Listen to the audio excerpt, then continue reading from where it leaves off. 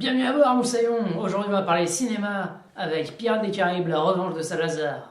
Ils sont la grand voile.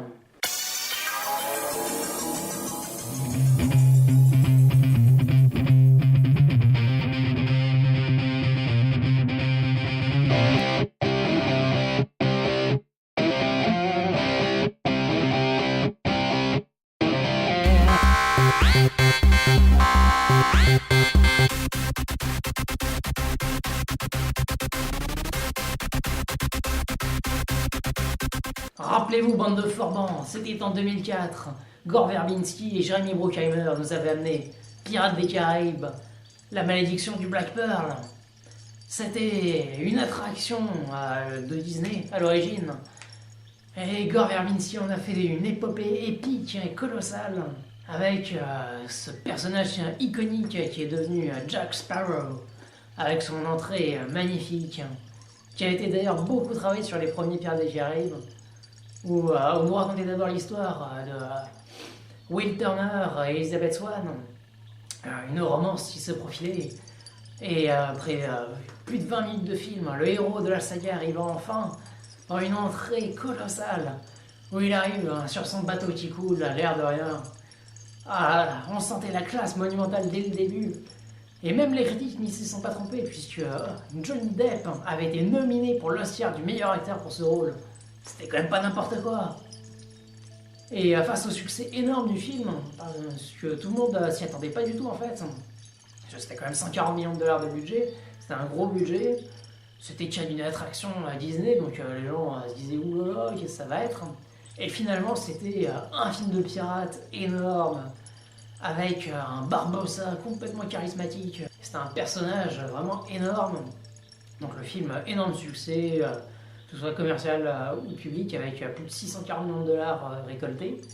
Donc forcément, ils avaient mis en chantier une trilogie carrément.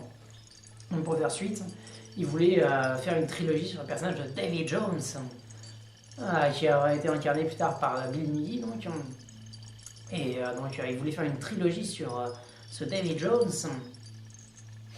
Et donc c'était toujours Jeremy Bruckheimer en la production et Gore Verbinski à la réalisation. Et fait étonnant, ils ont décidé de scinder cette trilogie en seulement 2 films. Bon, du coup, c'était 2 films assez costauds, puisque le premier durait 2h30 et le deuxième 2h40. Donc, au lieu de 3 films de 2h, ils en ont fait 2 qui font 5 heures, un peu plus de 5 heures à 2. Mais donc, c'est considéré comme un cas d'école de vraiment film très dynamique, bien écrit, où ça fuse, avec toujours cette idée de la mise en scène toujours exceptionnelle de Gore Verbinski, avec l'entrée iconique du personnage de Jack Sparrow, qui dans le deuxième arrive toujours au bout d'un certain temps. C'était au bout de plus d'un quart d'heure. Et donc il est arrivé dans un cercueil avec un petit, justement un Sparrow, un moineau, qui arrive, parce que Sparrow en anglais ça veut dire moineau. Comme il nous le rabâche dans le 5e. Non, calme-toi, calme-toi. Ne crache pas ta haine. Alien Covenant. Donc il est arrivé comme ça et bam, il tire sur le moineau et il sort du cercueil, c'était énorme. Et dans le 3e, c'est carrément... oh là, oh oui. C'est carrément au bout de 30 minutes de film qu'il arrive enfin à l'écran. En mode, il n'y en a pas un, il y en a une dizaine. Où il devient complètement schizophrène, il s'invente des personnages, des espèces d'entités, des consciences, plusieurs consciences dans sa tête. Et donc c'est énorme. Et toujours à chaque fois dans la trilogie originale, il y a toujours un détail au niveau, soit monstrueux au niveau de la présentation du personnage de Jack Sparrow qui arrive toujours dans une classe monumentale, et toujours la dernière scène du film. Oh, dans le premier, il arrive enfin sur son Black Pearl, c'est génial. Et dans le deuxième, c'est Hector Barbossa qui revient d'entre les morts et qui symboliquement croque dans la pomme qu'il a tant fait rêver pendant des années, mais il était maudit et il ne sentait pas le jus se répandre dans sa bouche. Et donc là, il croquait dans sa pomme enfin, il revenait d'entre les morts.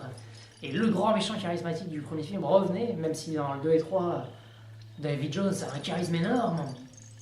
Et le 3e, ça se finit pareil, dans une classe monumentale, où il y a Jack Sparrow qui sort son compas et qui se dit en plus bon, c'est la bouteille de rhum juste derrière lui.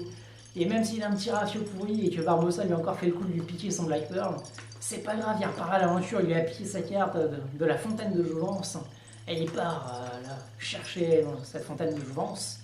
Et c'était donc le 4e film, La fontaine de jouvence. Malheureusement, Gore Verbinski n'est pas revenu dans le projet.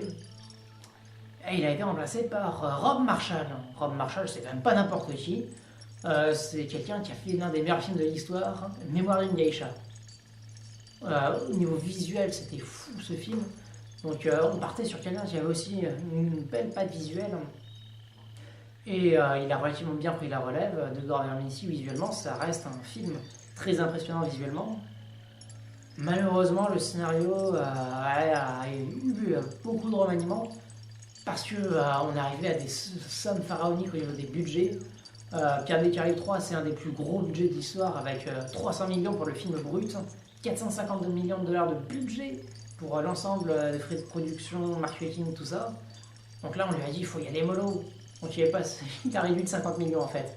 Il est passé de 300 à 250 pour le budget brut et de 450 à 400 millions pour la campagne et tout. Donc bon, mais donc on lui a dit qu'est-ce qui coûte le plus cher, c'est pas phase en mer et tout ça, donc il faut y aller mollo là-dessus. Donc plus de phases en terre, tout ça. Donc on a perdu un peu l'identité de la saga. Donc il a fait ce qu'il a pu, le pauvre Rob, mais bon, c'était clairement un ton en dessous. Même s'il y avait pas mal de choses intéressantes, bon, le personnage de Bruce, non. Même Barbe Noire, même si c'était Ian McKellen qui était un très bon acteur, qui est toujours un très bon acteur, attention, il avait clairement pas ni le charisme de Geoffrey Rush, ni le charisme de Bill Nighy. Donc, non, Barbe Noire face à Barbossa et David Jones, on était clairement même pas un, mais 4 étages en dessous. Donc, et puis la fontaine de jouvence, ouais, bof. Il y avait Sam Claflin et Astrid Burgess-Frisby qui faisaient donc le missionnaire religieux et la sirène. Ça, c'était 2 personnages assez intéressants. Mais bon, on balaye tout ça, on balaye. Donc c'est parti pour la critique. Enfin, après cette bien trop longue introduction, Pirates des Caraïbes 5, la revanche de Salazar. Et pourtant, tout paraissait tellement bien. Ils avaient leur temps, ils ont pris leur temps. Le film a été tourné de mars à août 2015. Donc ça remonte. Et ils ont fait des petits reshoots en janvier 2016. Donc depuis janvier 2016, le film est terminé. Et d'ailleurs, à l'origine, il devait sortir en juillet 2015, mais comme c'était la vache des réalisateurs, on ne savait pas qui c'est qu'on allait mettre. Et il se trouve que Rohanin et Esberg, ils avaient fait, en tant que tandem de réalisateurs, Ton-Tiki. Ton-Tiki, qu'est-ce que c'est? C'est un film norvégien sur une expédition qui a réellement eu lieu, sur des gens qui ont voulu montrer qu'il y avait un courant marin qui aurait pu les emmener d'un point A à un point B.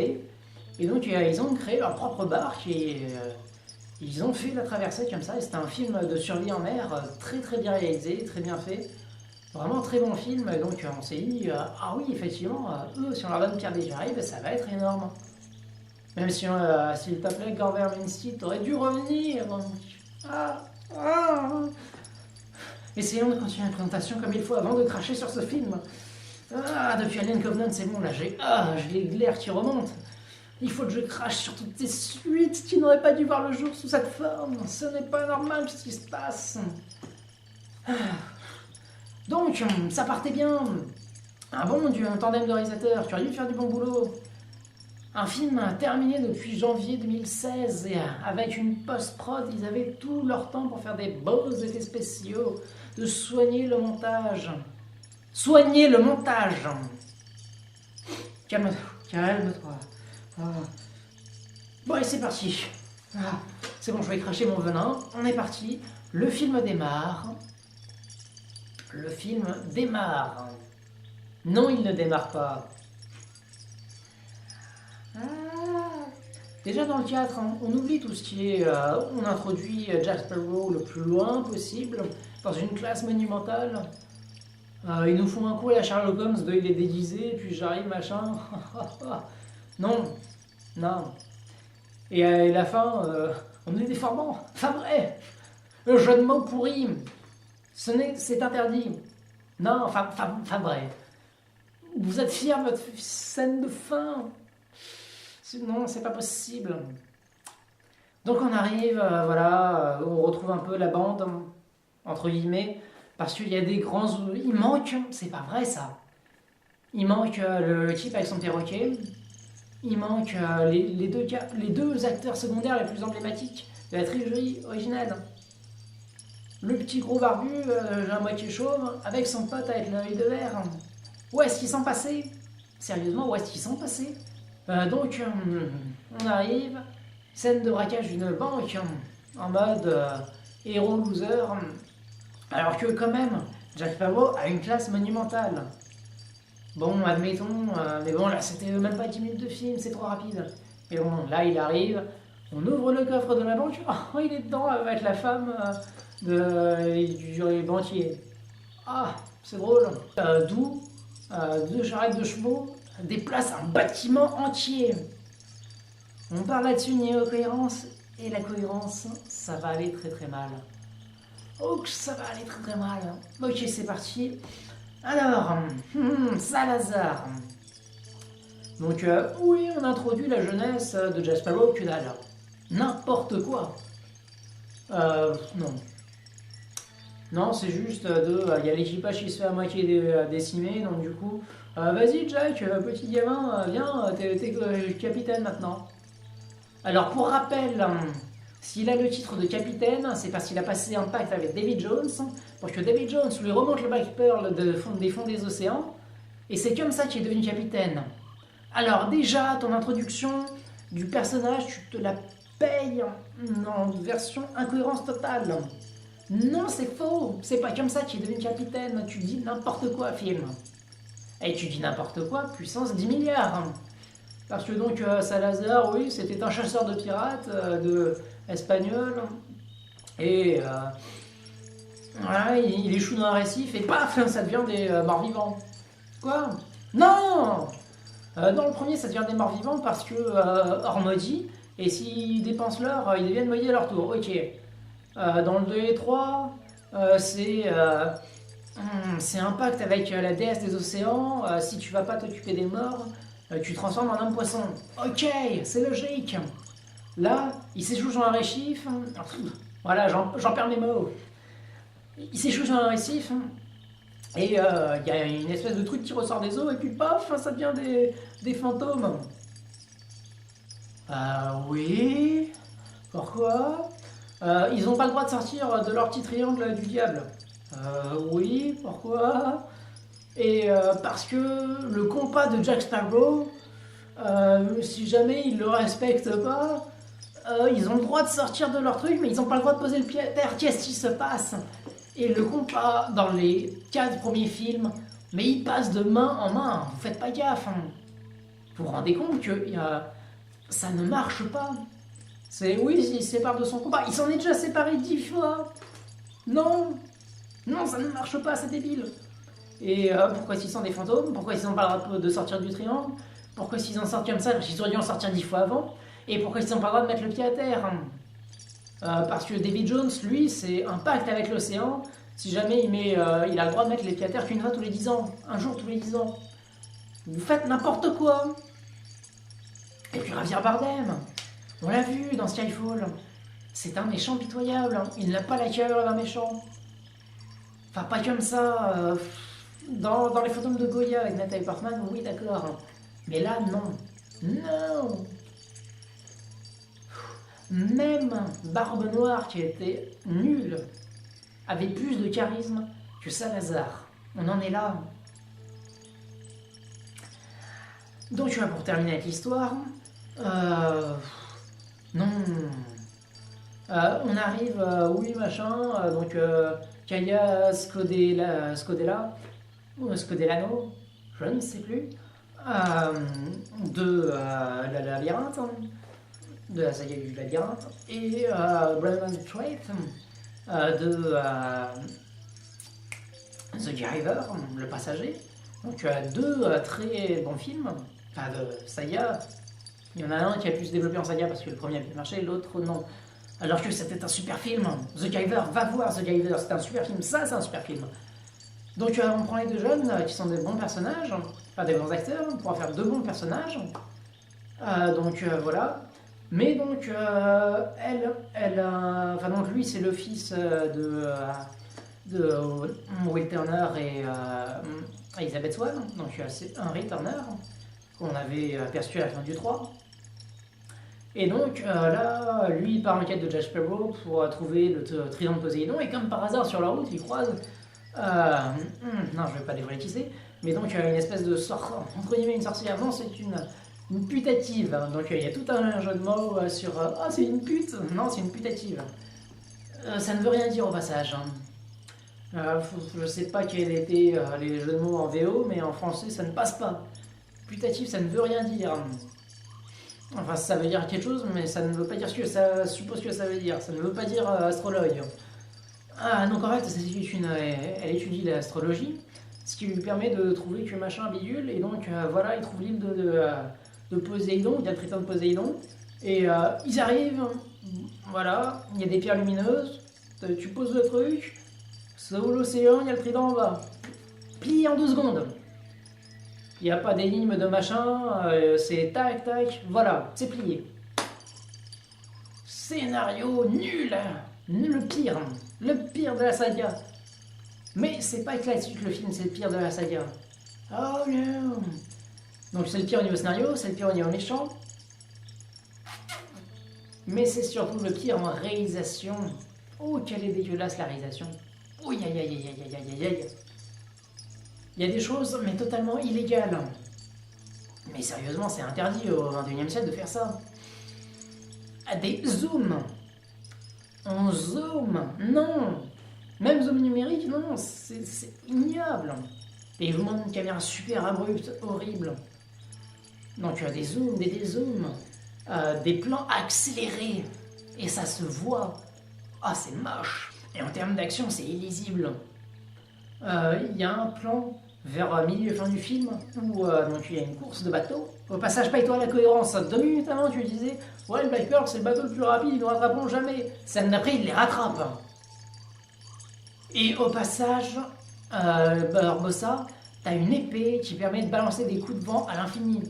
Donc même s'ils te rattrapent, tu passes ton temps à mettre des coups d'épée, t'es sur le propulseur. Ils te rattraperont jamais, c'est pas normal. Et même de base, t'as le bateau le plus rapide, c'est pas normal qu'il te rattrape. Et ton épée, pourquoi je t'en sers jamais? Donc, on a cette scène où il y a d'affrontement entre les bateaux. C'est la nuit, on n'y voit rien. Donc déjà qu'il y a la réalisation saccadée, les plans en mouvement de caméra dégueulasses. Et en plus, c'est la nuit, on n'y voit rien, c'est mal filmé. On ne comprend rien de ce qui se passe. J'étais allé le voir avec des potes et ils me disaient oui, c'est peut-être que c'est pour faire un effet de style. Oui, regardez, ça va tellement vite, on comprend rien. Bah oui, c'est ça le problème, on comprend rien. On voit rien. On voit des trucs, mais ça va trop vite. On comprend pas qu'est-ce qui se passe, où, quoi, comment. Genre là, il y en a un qui vient de se faire transpercer. Bah oui, mais c'est qui? C'est un personnage important, est-ce que je devrais m'inquiéter? Donc j'y allais pas super confiant, malgré les très bonnes notes du film. Parce que si vous arrivez, les gens, sur Allociné, les notes des spectateurs, ça devient n'importe quoi. C'est l'école des fans, ouais, il est super le nouveau machin. Non, il est pas super. Calme-toi, mais des notes beaucoup plus basses, qu'est-ce qui se passe? Compare. Les 3 premiers étaient super bien, le 4ème était en dessous. Le 5ème, il est clairement en dessous du 4. Hein. Qu'est-ce que tu vas lui mettre des notes quasiment supérieures au premier? Ça n'a aucun sens.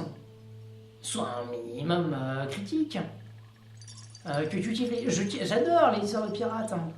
Ça me fait vachement rêver ce genre de truc. Un bateau, un énorme voilier comme ça, c'est génial, j'aimerais être dessus. Mais à aucun moment j'ai eu l'impression d'être embarqué dans l'histoire, dans l'aventure. Et j'ai pas eu les plans à la Gore Verbinski en mode il est super ce voilier, c'est extraordinaire, il est gigantesque, il y a les cordes et les machins, c'est waouh. Il n'y a pas eu de moment où j'avais l'impression de sentir l'eau, où c'était qu'est-ce qu'il y a des belles l'eau, genre on est sur la plage et tout. Et même dans le 2, où on est sur l'île, On a toujours des plans super hauts avec une super vue. On a toujours cette sensation de proximité. Limite, on entend encore le bruit des vagues. C'était fort. On a toujours cette proximité avec l'océan. Et là, l'océan, non. Et puis l'écriture des personnages est catastrophique. Même, enfin, ça a démarré avec le 4, mais Barbossa, il devenait très mauvais. Ça devenait une espèce de Rollo de la série Viking, en mode, on est blasé de le voir faire des trahisons toutes les 2 secondes. La première fois, on fait oh non, t'aurais pas dû faire ça, tu vas le regretter. La deuxième, oh le salaud, il recommence.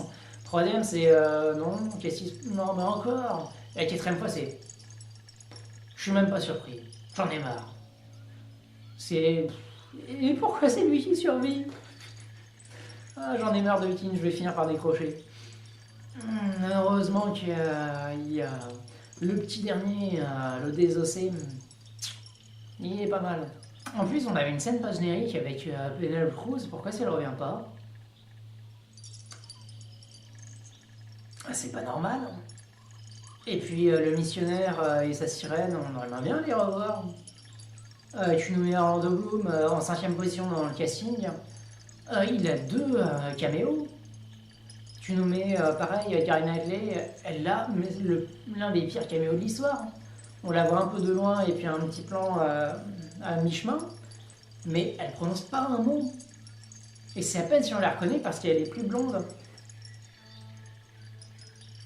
Ça ne va pas. Ça ne va pas. Non, je suis désolé, j'ai pas réussi à rentrer. Bon, sur la fin, ça allait un peu mieux. Mais non, il n'y a pas de méchant charismatique. C'est mal filmé.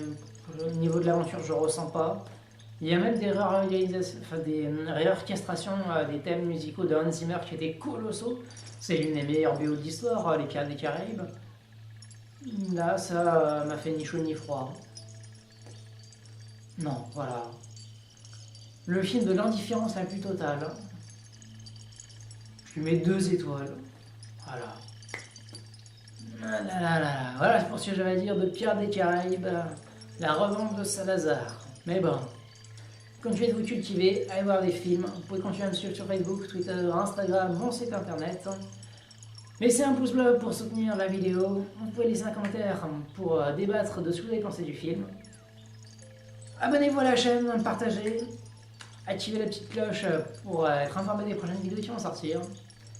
Et puis à la prochaine, bande de pirates.